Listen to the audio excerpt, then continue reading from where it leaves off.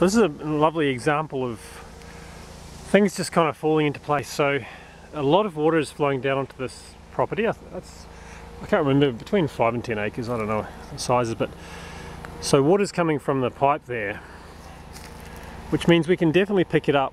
I've allowed a bit of fall just to be safe, but we can definitely pick it up at this height, at the base of this stump. So I used a laser level and I shot a contour line out along the hillside, and I'll show you where it goes.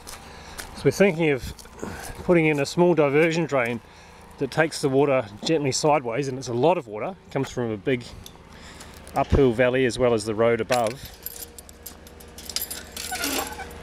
So this stake here, there's the stump over there. This stake here is touching the ground at the same point as the base of the stump, and then as we come along, walking along the slope here, you can see another stake ahead of us, and that stake is also level with the other two.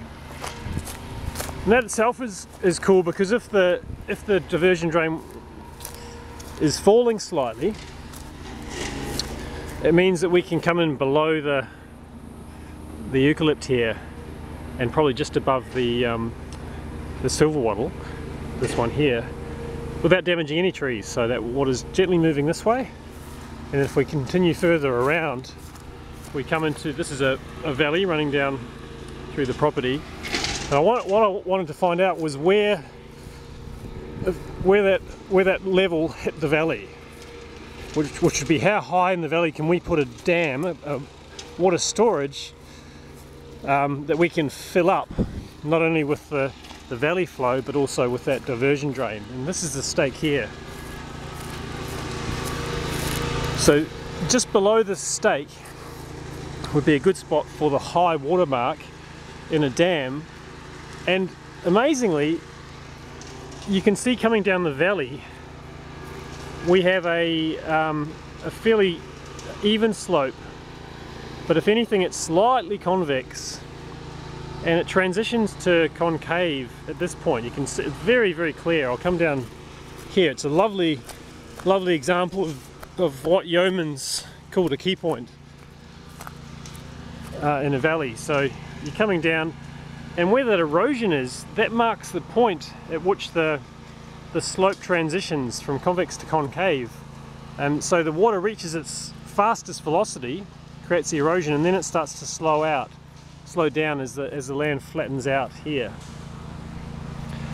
And what it means is that if we put a dam wall across here somewhere, so the high water mark just lapped just below the stake up there, we would store a lot of water very efficiently, because you can just sort of see the shape. It's the kind of a scalloped shaped already. It's a dam waiting to happen. It just looks like it would work. Possibly this acacia here would go, and they're very fast growing dime a dozen trees, as wonderful as they are, so we could replace that very easily.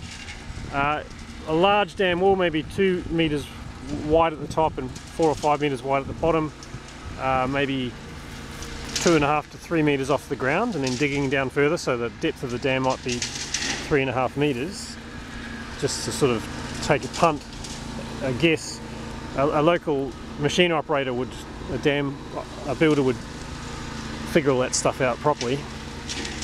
But for not much work, you know, maybe a day, 2 days of work, which might be less than $2,000, you could have a reasonable sized dam here of up to, if you wanted to, you could go up to 200, 300, even 400,000 litres. And what we did next was we took an estimate of where the bottom of the dam would be, or slightly higher than the bottom, and then we took a level off that sideways around to the place where Catherine and Bruce were considering putting an orchard.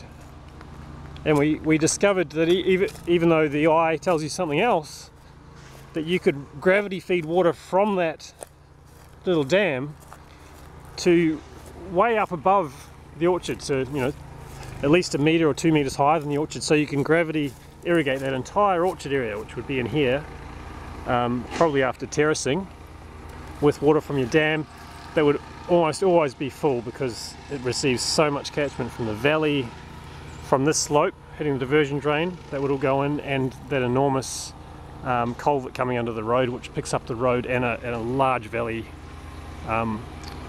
uphill. So there we go.